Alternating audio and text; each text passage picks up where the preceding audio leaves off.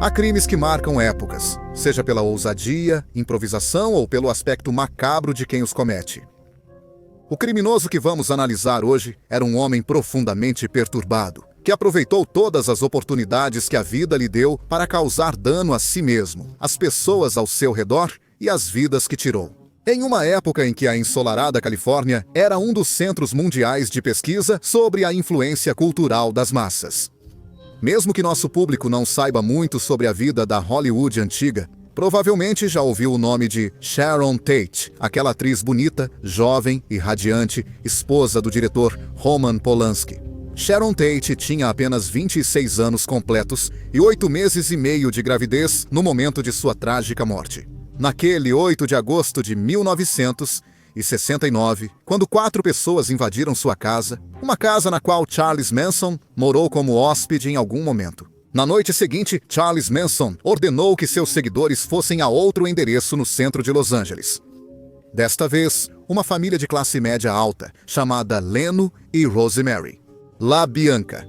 Os homicídios de Sharon Tate e LaBianca, também conhecidos como os assassinatos da família Manson, abalaram profundamente a percepção que os Estados Unidos tinham de si mesmos. Eles mudaram completamente as ideias de segurança e inocência e decretaram o fim da contracultura dos anos 60. A natureza ritualística dos assassinatos preparou o terreno para o surgimento do pânico satânico, um fenômeno que nunca desapareceu completamente. A vida de Charles Manson é um mosaico desafiador sobre o qual vamos falar hoje. É uma história fundamentada na maldade, construída sobre várias camadas de abuso que traumatizaram a vida de um homem que sucumbiu aos instintos básicos da violência. Aqui é Reinaldo Carrillo da Nova Enciclopédia. Inscreva-se no canal e deixe seus comentários.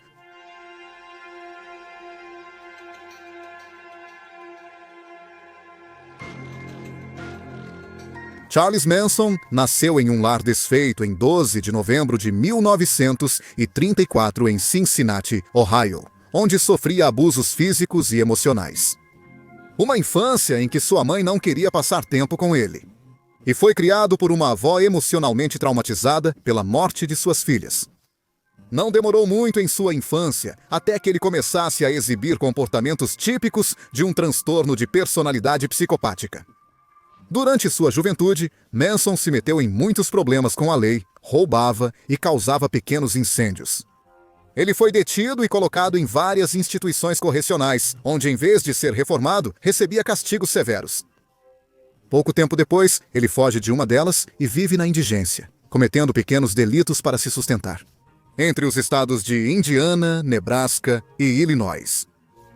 A vida de bandido o leva a escalar o crime, conhecendo outros criminosos com quem aprende a roubar veículos. Em uma dessas aventuras, ele é preso em 1951 e enviado para uma prisão onde é diagnosticado com transtorno de personalidade antissocial. Mas, por recomendação do psiquiatra de plantão, ele é transferido para uma prisão de segurança mínima. Nela, ele aprende entre os detentos a arte da manipulação. Ele é libertado antes dos 21 anos e vai morar com os tios.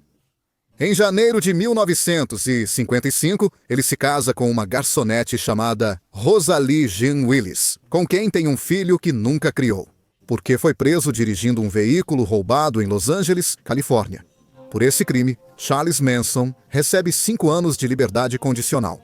Em setembro de 1958, após 2 anos preso, período na cadeia em que se divorcia da esposa. Quando sai pouco tempo depois, já estava no caminho do crime novamente, desta vez como cafetão. Pouco tempo depois, é preso novamente, em setembro de 1959, por tentar sacar um cheque com uma assinatura falsa. Ele recebe uma sentença suspensa de 10 anos, depois que uma das prostitutas que trabalhavam com ele o defendeu no julgamento. Depois, ele levaria essa mulher e outras mulheres para o Novo México com a intenção de prostituí-las. Mas ele é preso novamente e é obrigado a cumprir os 10 anos de sentença, que haviam sido suspensos em 1961. Manson é transferido para a cadeia do condado de Los Angeles e de lá para a penitenciária de McNeil, no estado de Washington. O tempo ali foi decisivo na evolução de sua personalidade. Lá, ele aprende a tocar violão e conhece o líder da gangue, Alvin Karpis, apelidado de Creepy. Lá, ele conhece o ator chicano Danny Trejo e fica obcecado em se tornar um músico famoso. Lá, ele também estuda profundamente a cientologia de Ron Hubbard e seus métodos de controle mental, tornando-se assim um mestre manipulador. Em março de 1967, Manson é libertado, tendo passado mais da metade de seus 32 anos de vida atrás das grades por cometer crimes federais. Dizem que ele não queria sair da prisão, pois já estava acostumado com ela.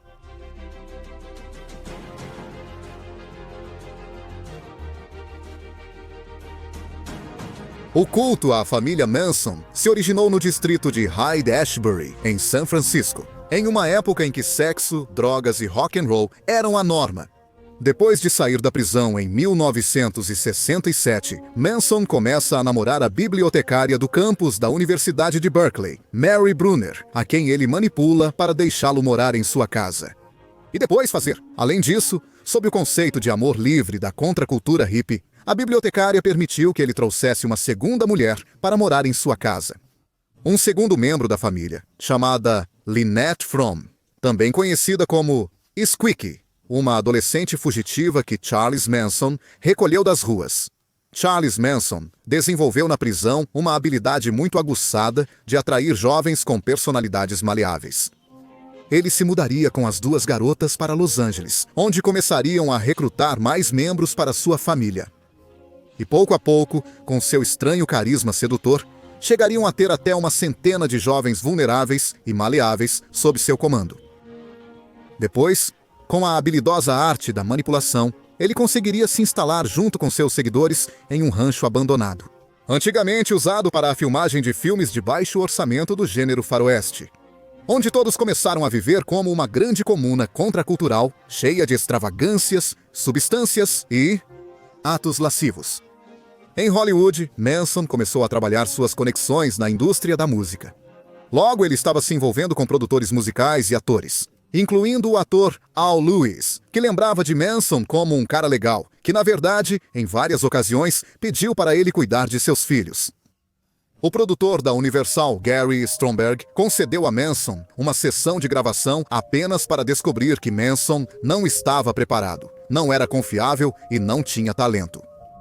No entanto, a conexão mais valiosa de Manson com Mucho foi a que ele fez através de duas das integrantes femininas de seu culto, enquanto pediam carona na rua.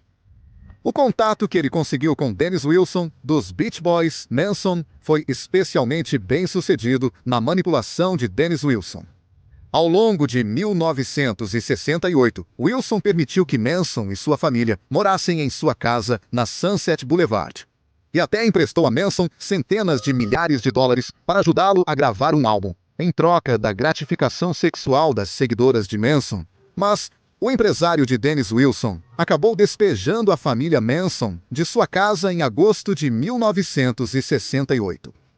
Eles acabaram agora no Rancho Span Movie, um local popular para filmar filmes de faroeste, onde, mais uma vez, Manson trocou os favores sexuais de suas seguidoras com o dono do rancho, em troca de hospedagem e comida de graça.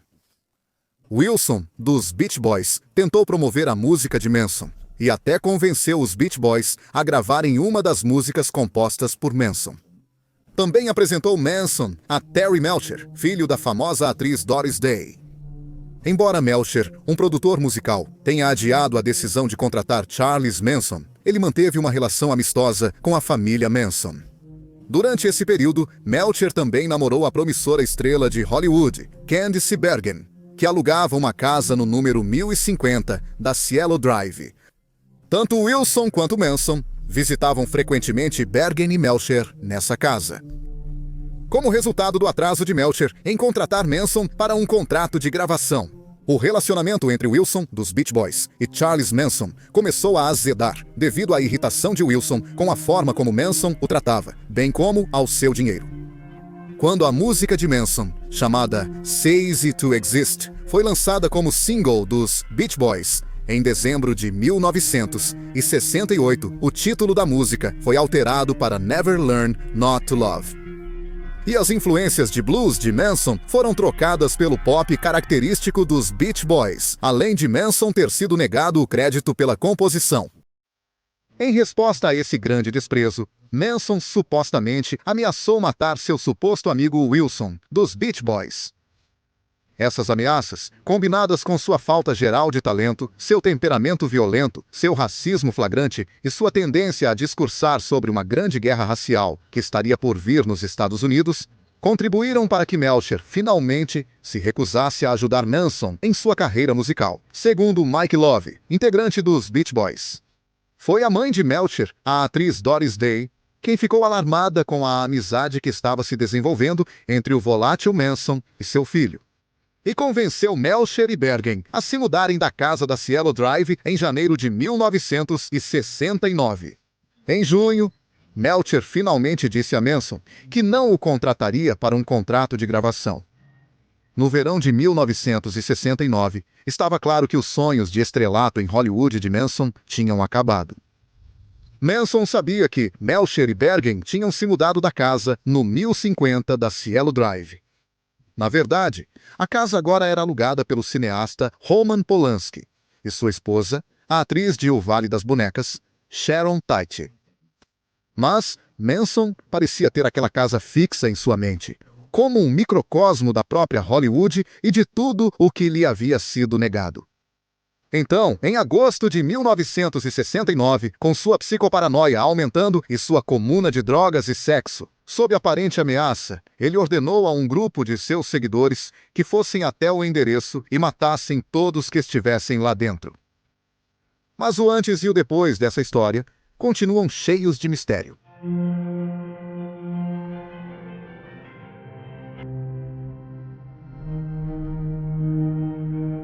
Segundo algumas versões, Manson ordenou que seus seguidores cometessem os assassinatos de Sharon Tate e LaBianca, porque ele estava tentando impulsionar o que pretendia acreditar que seria a próxima guerra racial entre o governo e os cidadãos negros, em particular os Panteras Negras, a quem ele odiava profundamente. Manson havia apelidado esse movimento de Helter Skelter, pregando que a música do álbum branco dos Beatles, de mesmo nome, que foi escrita sobre um parque de diversões, na verdade falava sobre a guerra que estava por vir. Ao longo do verão de 1969, Manson vinha insinuando para seus seguidores que, se os afro-americanos dos Estados Unidos não iniciassem essa guerra, a família Manson deveria ajudá-los. No entanto, outras versões afirmam que, com o assassinato de Sharon Tate, Manson, na verdade, queria distrair a polícia de outros crimes. Antes desses famosos homicídios, em maio de 1969, Manson atirou em um traficante de drogas sem causar a morte, após uma disputa sobre o pagamento de uma droga. 2 meses depois, Manson havia incentivado vários de seus seguidores a roubar dinheiro de um amigo dele chamado Gary Hinman. Depois de 2 dias mantendo Gary Hinman como refém, durante os quais Manson cortou uma das orelhas dele, o seguidor de Manson, Bob Balzolel, acabou matando Gary Hinman. Os membros da família Manson tentaram culpar os Panteras Negras pela morte de Hinman, escrevendo Political Pig e um símbolo dos Panteras Negras com sangue na parede. Mas Balzolel foi preso de qualquer forma pelo assassinato e colocado sob custódia em 6 de agosto. Com esses fatos, Manson ficou com muito medo de que Balzolei não aguentasse o interrogatório da polícia e acabasse envolvendo Manson no assassinato de Hinman. E até mesmo também envolvê-lo no tiroteio que aconteceu poucos dias antes com o traficante de drogas, apenas 2 dias depois que Balzolei foi detido. 8 de agosto de 1969. Manson ordenou ao seu braço direito, Charles Tex Watson, que levasse 3 membros da família Manson ao endereço da Cielo Drive, onde moravam Sharon Tate e Roman Polanski. O objetivo de Manson com os assassinatos da Cielo Drive seria, supostamente, que seus seguidores matassem todos na casa. E depois, fizessem os homicídios parecerem idênticos ao assassinato de Gary Hinman, para dessa forma desviar as suspeitas policiais do preso Balzolet, 8 e 9 de agosto de 1969. Por ordens de Manson, Tex Watson levou as seguidoras de Manson, Patricia Krawinckel, Susan Atkins e Linda Kasabian até a casa na Cielo Drive, onde todas, exceto Kasabian, que ficou horrorizada, procederam a matar Sharon Tate e 4 convidados, além do bebê que ela carregava na barriga. Os convidados eram Jay Sebring, Abigail Folger, Washef Frikovsky e Steven Parent. Um jovem de 18 anos que, por acaso, estava saindo da propriedade quando os assassinos estavam entrando. Como Balzolel fez depois de matar Hinman, os seguidores de Manson escreveram "porco" na porta com sangue, numa tentativa de ligar os assassinatos ao de Hinman e incriminar os Panteras Negras. Susan Atkins foi, em parte, responsável pelo cruel assassinato de Sharon Tate. E ela frequentemente se gabava de como ignorou os pedidos de misericórdia de Sharon Tate, cujo sangue usou depois para escrever nas paredes. Por sua vez, Craig Winkles se gabou alegremente de ter assassinado Abigail Folger na cena. A notícia no dia seguinte causou um grande alvoroço nacional. Na noite seguinte, 10 de agosto, Charles Manson levou esses seguidores a uma casa de propriedade de Leno e Rosemary LaBianca, que eram ricos, mas estavam longe da elite de Hollywood. Manson liderou e participou diretamente na busca pelo casal, mas deixou que seus seguidores cometessem a violência. Depois de matar o casal, os membros da família Manson mais uma vez escreveram frases assustadoras nas paredes com sangue, incluindo Helter Skelter. Kasabian, uma das seguidoras de Manson, conseguiu impedir mais violência que eles planejavam para outra residência em outra parte da cidade. Essas mensagens nas paredes fizeram com que tanto os assassinatos de Tate quanto os de LaBianca parecessem parte de alguma prática ocultista, fruto de um grande mal. Essa impressão persiste até hoje, embora diferentes versões indiquem que os assassinatos foram praticamente uma pista falsa, uma isca. Embora certamente a comuna de Manson estivesse envolvida em práticas extravagantes. Tudo parecia ter sido uma conspiração para garantir que Balzolel fosse libertado antes que pudesse implicar Manson por seus crimes. Até hoje, os assassinatos de Tate e da família LaBianca sempre são mencionados como relacionados. Mas na época em que ocorreram, a polícia de Los Angeles ignorou a ideia de uma ligação entre os dois crimes, apesar das mensagens idênticas escritas com sangue nas paredes. Embora a polícia tenha invadido o local onde a família Manson morava, no Spahn Ranch, pouco depois dos assassinatos, foi por suspeita de roubo de carro. A família foi rapidamente liberada e Manson se mudou para o Barker Ranch, no Vale da Morte.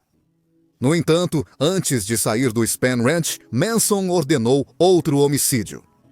O homicídio de Donald Shee, em 26 de agosto.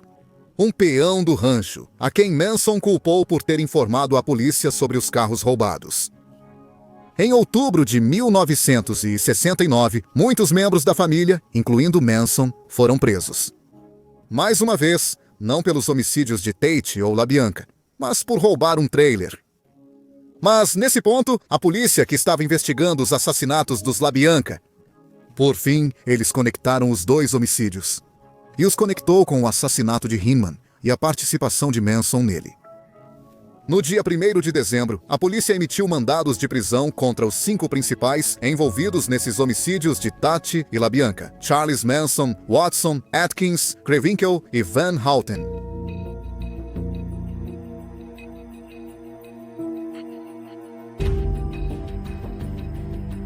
Isso foi seguido por um julgamento sensacionalista e midiático em 1971, caracterizado por explosões disruptivas de Manson e seus seguidores, dentro da sala do tribunal, e protestos dos apoiadores de Manson do lado de fora dela. Até mesmo uma bomba que explodiu no tribunal, que felizmente não feriu ninguém. Finalmente, Charles Manson foi condenado. Condenado por 7 acusações de homicídio, em primeiro grau, pelos assassinatos de Sharon Tate e da família LaBianca. Mais tarde, ele foi condenado por mais 2 mortes: Gary Hinman e Shee, o peão do rancho Spang. Manson, Watson, Atkins, Krawinckel e Van Houten foram condenados à morte, mas suas sentenças foram comutadas para prisão perpétua no ano seguinte, com a abolição da pena de morte no estado da Califórnia. Manson confiava rotineiramente na devoção de suas seguidoras para ganhar poder. seja através do trabalho direto em seu nome ou pela disposição de trocar favores sexuais com quem Manson quisesse, para o que Manson desejasse para si mesmo. E como resultado, muitos deles ainda cumprem pena na prisão. Atkins morreu na prisão em 2009. A liberdade condicional de Van Houten foi recentemente negada. Patricia Krenwinkel é a detenta com mais tempo de serviço na Califórnia. Por sua vez, os seguidores masculinos de Manson, Tex Watson e Bruce Davis também continuam na prisão. Bruce Davis, de 76 anos, obteve liberdade condicional em 2019. Mas é provável que sua libertação tenha sido bloqueada pelo governador da Califórnia, Gavin Newsom, que, como todos os seus predecessores, bloqueou todas as moções de libertação de todos os membros da família. Manson era muito conhecedor da cultura americana e de Hollywood, embora muitos se recusem a reconhecer isso. Não à toa, ele subiu nesse mundo e reuniu fiéis seguidores nesse meio. A impressão duradoura que Manson deixou é a de um elemento canalha, um produto terrivelmente defeituoso da contracultura hippie de São Francisco. Contudo, essa percepção é inexata, pois alguns consideram que ele não é um produto defeituoso, mas sim certeiro. Dessa cultura californiana dos anos 60, longe de ser um estranho cultural, Charles Manson convivia regularmente com a realeza de Hollywood. Ele não era um hippie ou um misógino comum, mas sim um golpista sociopata, que manipulava mulheres vulneráveis, presas ao estilo de vida contracultural, e que depois usava para manipular ainda mais seu caminho até posições de poder e influência. Esperamos que tenham gostado deste vídeo. Convidamos vocês a se inscreverem, deixarem seus comentários, nos seguirem na nossa conta do Instagram e curtirem.